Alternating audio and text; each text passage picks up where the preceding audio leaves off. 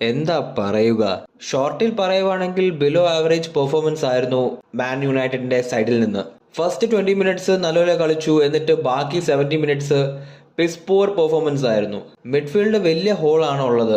അത് ഫിക്സ് ആയില്ലെങ്കിൽ വൻ ശോകമാവും ഈ സീസൺ. ഈ മാച്ചിൽ ബെസ്റ്റ് പ്ലെയർ എൻ്റെ അഭിപ്രായത്തിൽ ലെനിയോറോ ആയിരുന്നു. And the overall defence was good. Fulham ആണെങ്കിൽ അത്യാവശ്യം ഡോമിനേറ്റിംഗ് ആയിരുന്നു. And Man United should be working on their corners.